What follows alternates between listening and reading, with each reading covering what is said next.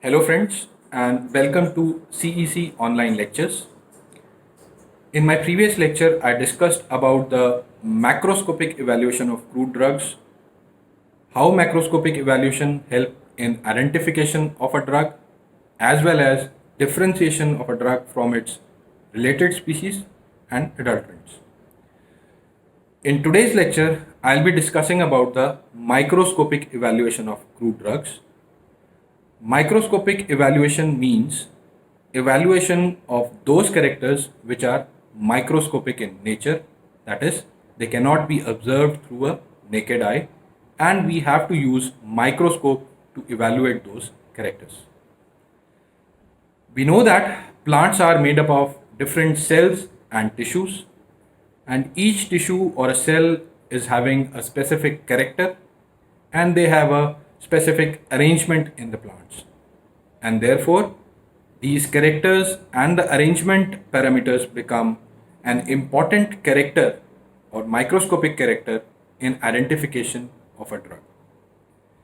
Now, microscopic evaluation also becomes important in those cases where two drugs are morphologically similar or they are present in powdered form, because we know that it's very difficult to identify a drug when it is present in a powder form, or to identify two morphologically almost similar drugs when they are present in the dried form. So in such cases, microscopic evaluation becomes an important tool. Now there are different types of microscopic studies, namely chemomicroscopic study, qualitative microscopic study, and quantitative microscopic study. Now chemomicroscopic studies or evaluation involves the study of chemical characters of the cells or cell inclusions. For example, if we treat the powder of a drug or transverse section of a plant with fluoroglucinol hydrochloride solution, and the certain areas which are lignified, they will get stained pink. So we can clearly identify those areas or those tissues which are lignified.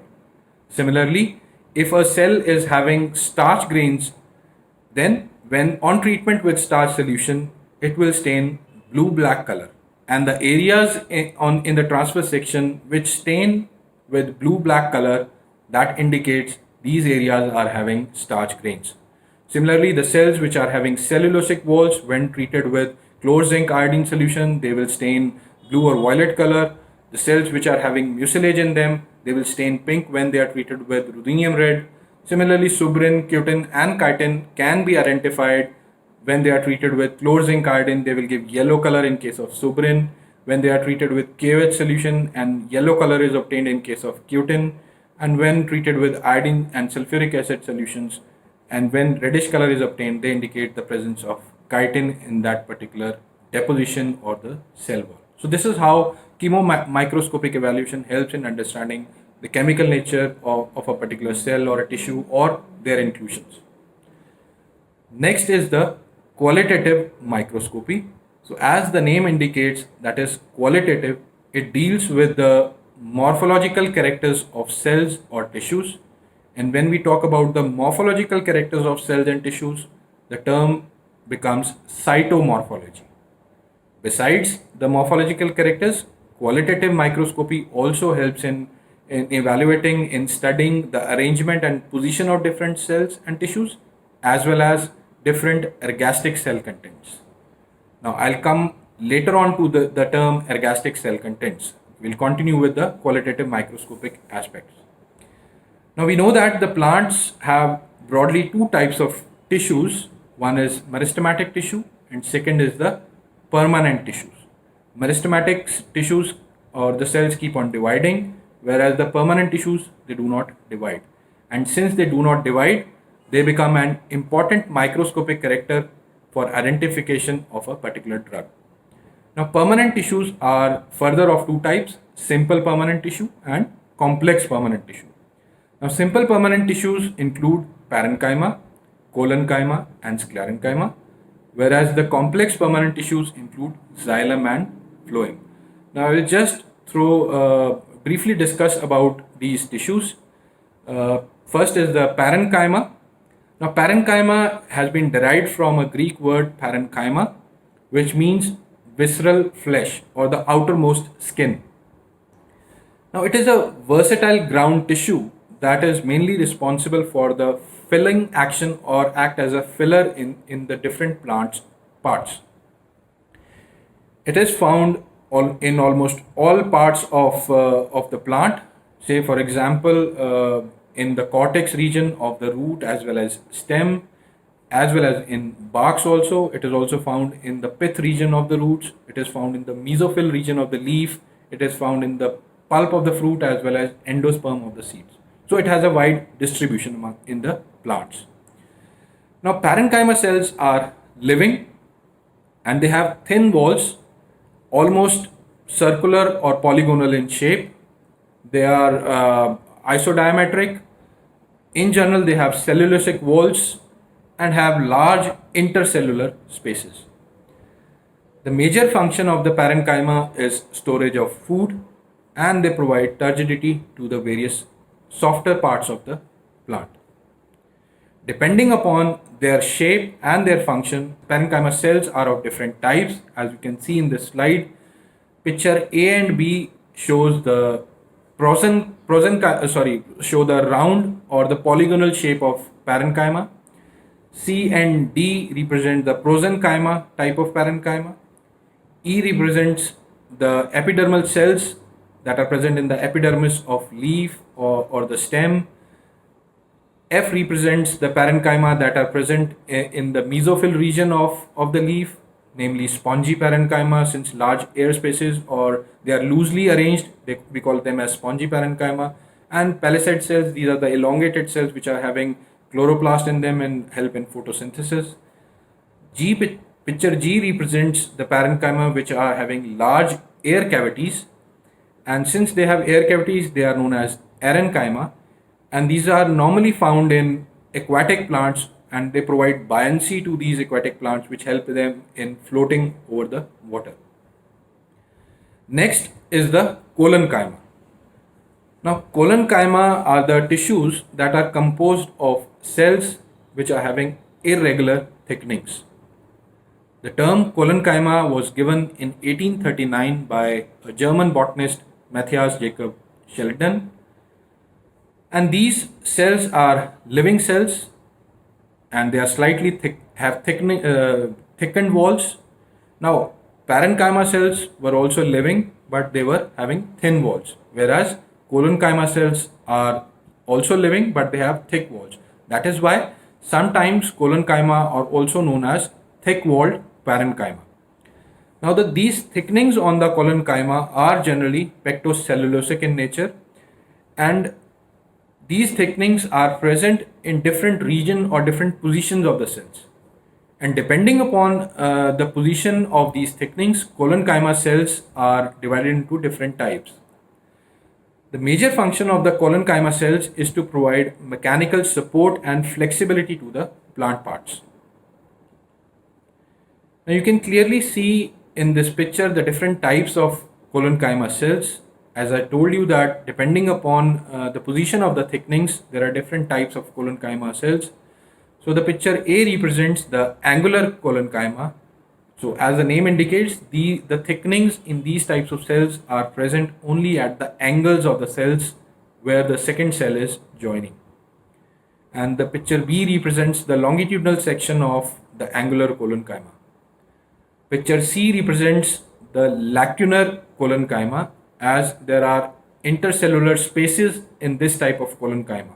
And these spaces we call them as lacuna. Since these lacunas are present in these collenchyma, these are known as lacunar collenchyma. Now the picture D represents that the collenchyma cells are present in the form of lamellae or the layers, and thickenings are present between these layers, and therefore these type of collenchyma cells are known as lamellar collenchyma. Now, apart from these types of collenchyma, there is another type of collenchyma which we call as annular collenchyma, and in these type of collenchyma cells, cells are having uniform thickening throughout their diameter, or we can say that cells are covered with a uniform layer of thickenings. There are no you can just imagine the lacunar collenchyma without intercellular spaces. So those collenchyma, if they don't have intercellular spaces and cells are fully covered by the thickenings, we call them as uh, uh, annular collenchyma. Next is the sclerenchyma. Sclerenchyma, the term has been derived from a Greek word scleros, which means hard. And these cells or tissues are dead and they are thick walled. By and large, the thickenings are lignified, but sometimes cellulosic or hemicellulosic thickenings are also present in the sclerenchyma. There are certain portions which are unthickened on the sclerenchymatous tissues, and these unthickened portions we call them as pits. Now, pits also form an important diagnostic characters in case of certain drugs. The major function of sclerenchyma is to provide strength and hardness to the plant part where they are present.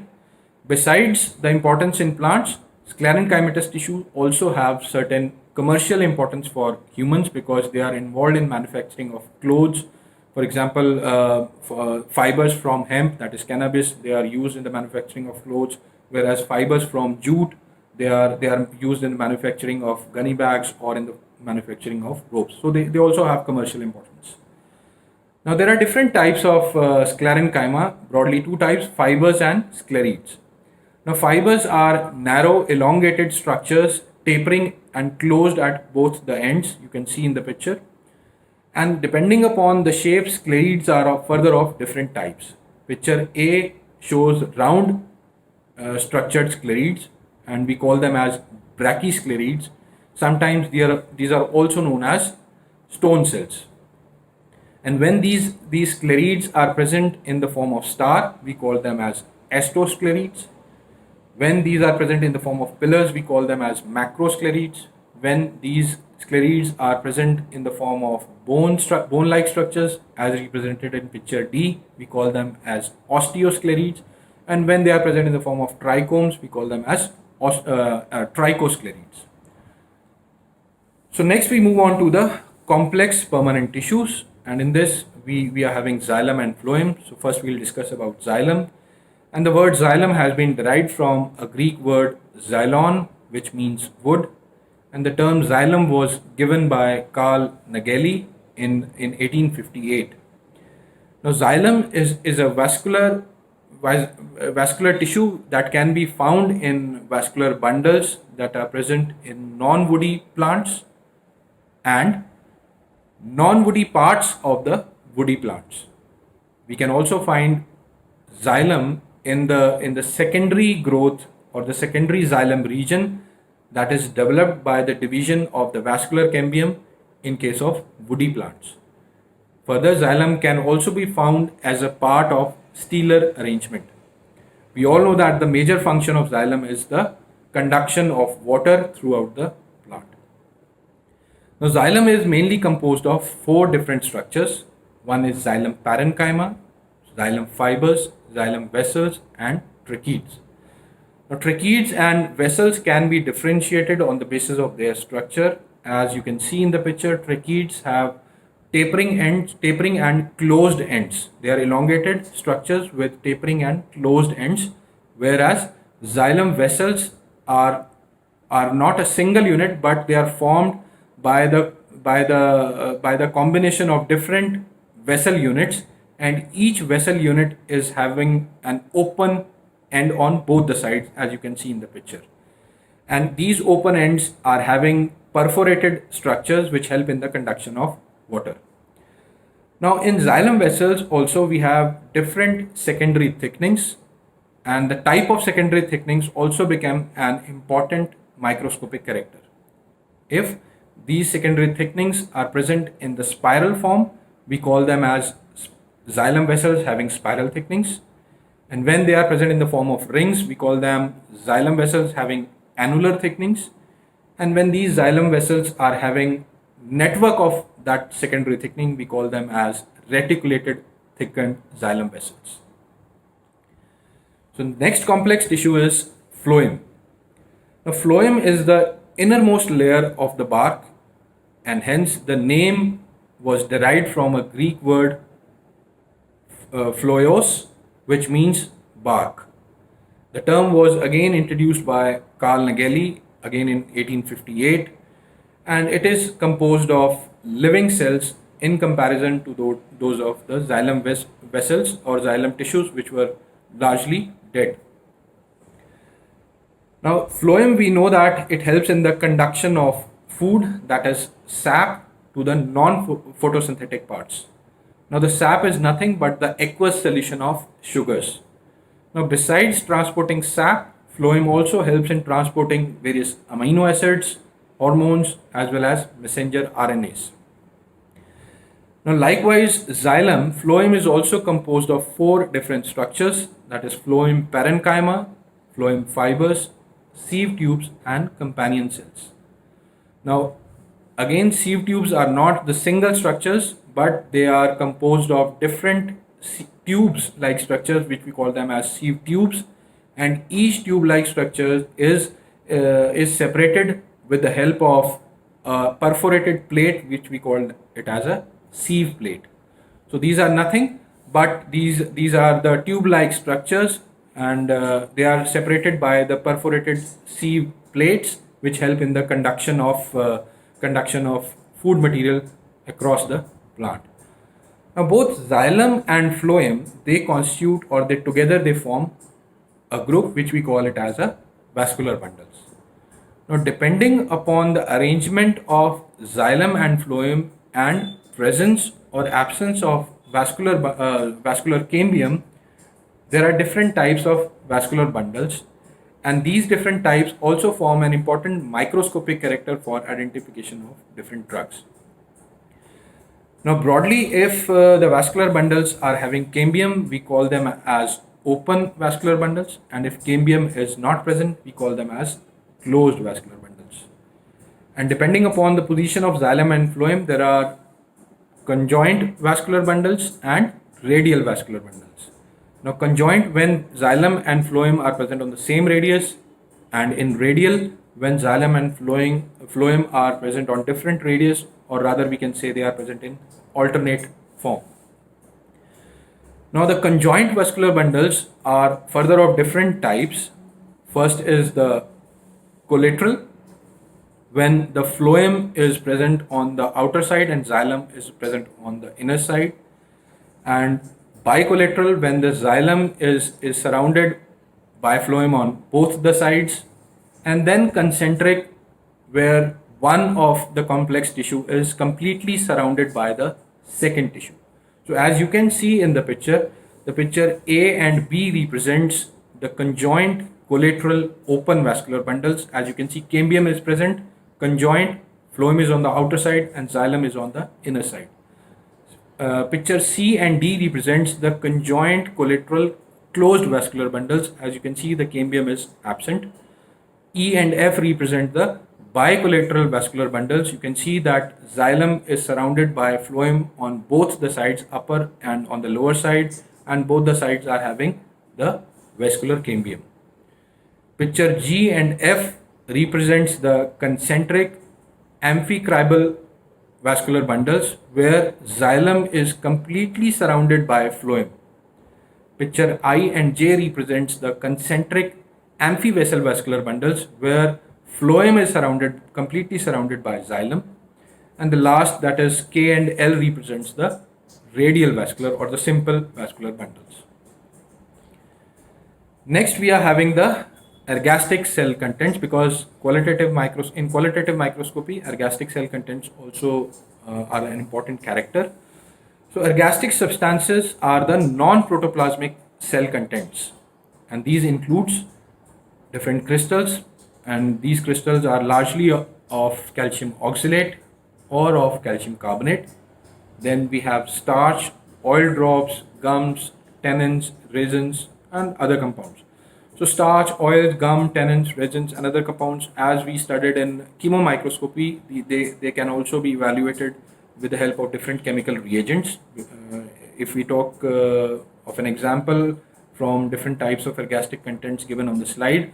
Then tannins can be detected by treating the material with ferric chloride reagent, and the cells which are having tannins, they will stain greenish blue in color, and hence we can determine that these cells have tannins. Starch, as I had told you, that when treated with iodine, the cells having starch, they will stain bluish black.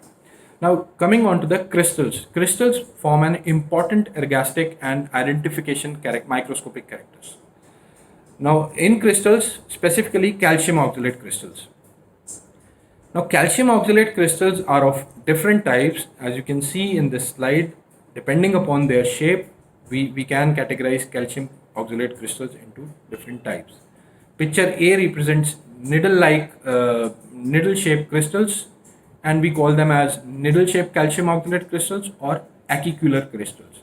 And when these needle-shaped crystals are present in bundles, we call them as rhyphides. Picture B represents the prismatic form of calcium oxalate crystals. And when these prismatic form of calcium oxalate crystals are present in groups, irrespective of the shape, we call them as clusters of prismatic calcium oxalate crystals.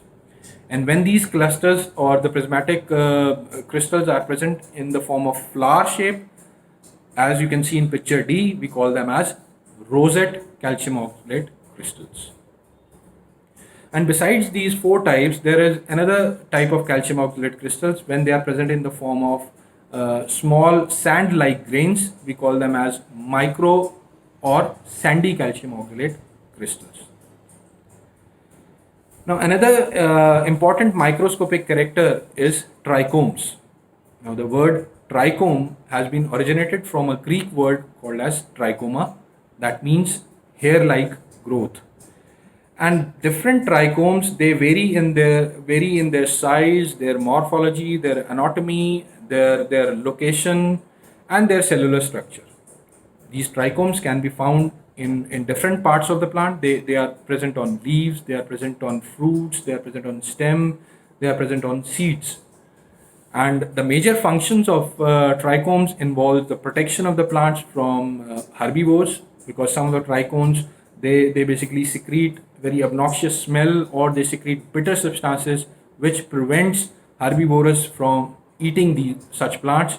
Further, they also help the plants in overcoming certain extreme environmental conditions, and they also help in absorption of water and moisture from environment.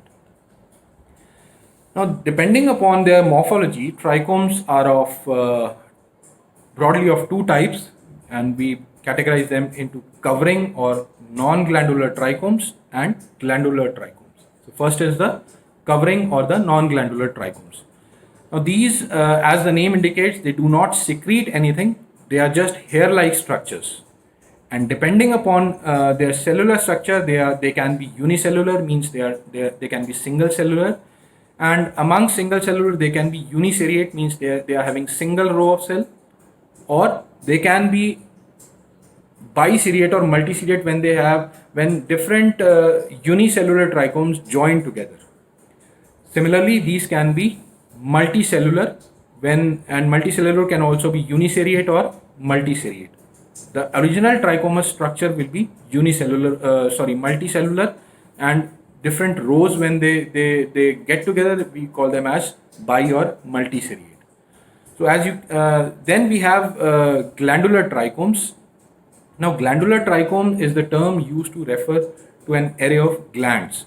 Now, when we call them as glandular trichomes, means they have a role of certain kind of secretions. And depending upon their morphological structure, these glandular trichomes can be divided into different categories. Like these glandular trichomes can have a unicellular stalk and a unicellular head. They can have a unicellular stalk and a multicellular head. They can have a multicellular stalk, a unicellular head, and a multicellular stalk as well as a multicellular head. So as you can see in this picture, picture A represents different types of unicellular trichomes, and you can see the different fan-shaped unicellular trichomes, or simple unicellular trichome, or star-shaped unicellular trichomes. Then in picture B, you can see non-glandular multicellular trichomes and different types of glandular trichomes. And in under glandular trichomes, you can see the picture C represents multicellular stalk and a unicellular head. Picture D represents unicellular stalk with multicellular as well as unicellular head, and so on. Whereas the third picture represents the seriate character of the trichomes. In the third picture, the first picture represents unicellular uniseriate trichome. Second is the multicellular uniseriate trichome. And the third, you can see there are two rows of cells that represent the multicellular multiseriate trichomes. Now, depending upon the type of the trichomes or the arrangement of the trichomes on the surface, different terms have been given in microscopy. I'll just briefly go through these terms. Glabrous, we already know that when there are no trichomes present on the surface, we call it as a glabrous surface. Pubescent, when numerous trichomes are present. Then hirsute surface means when coarsely hairs are present on the surface. Hispid surface is when they are having bristly hairs.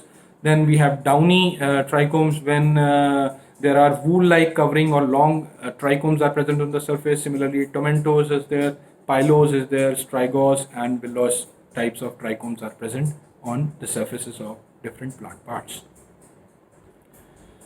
Next important microscopic character of plants is the stomata, and this becomes more important in case of leaves. Now, depending upon the structure of stomata, these are of different types in case of dicotyledons as well as in case of monocots.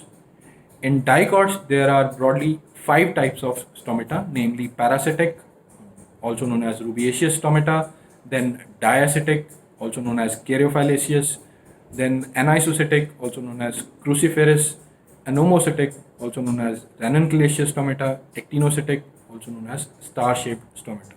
Similarly, in monocots, we have graminaceous, hexacytic, and tetracytic stomata. Now, you can see in this picture why we call them as parasitic, diacitic, anisocytic, or anomocytic. Now, you can see in this slide in parasitic stomata, when the longitudinal axis of the stomatal pore, which is represented by the dotted line in the structure, is parallel to the longitudinal axis of the 2 subsidiary cells. Now, subsidiary cells are the cells, epidermal cells, that are immediately surrounding the stomata. So, when the longitudinal axis of the stomatal pore is parallel to the longitudinal axis of the subsidiary cell, we call them as parasitic. Similarly, in diacitic, when the longitudinal axis of the stomatal pore is perpendicular to the longitudinal axis of the subsidiary cell, then we call it as the diacitic stomata. And when the stomata is surrounded by 3 different sized subsidiary cells, we call it as anisocytic. Aniso means different. So 3 different subsidiary cells, different in size. When 3 different subsidiary cells are present around the stomata, we call them as anisocytic. Anomocytic, when almost similar kind of subsidiary cells are present and we cannot differentiate between a subsidiary cell and an epidermal cell, we call it as an anomocytic stomata. And in actinocytic stomata, the subsidiary cells are present in the form of a star or in the form of flower, or they have a radial arrangement around the stomata. Then we call it as an actinocytic stomata. And in graminaceous stomata, we have elongated guard cells and elongated 2 subsidiary cells. And in tetra or hexacytic stomatas, we have around 4 or 6 subsidiary cells respectively that are surrounding a stomata. Now friends, in this lecture we discussed about the different microscopic parameters that are being studied for microscopic evaluation of a crude drug. Now, in continuation with this lecture, in next lecture I'll be discussing how these microscopic characters will help in identification of a crude drug, or they will help in differentiating a genuine crude drug from its adulterant. And besides this, we will also discuss about the third type of microscopy, that is qualitative microscopy. Thank you.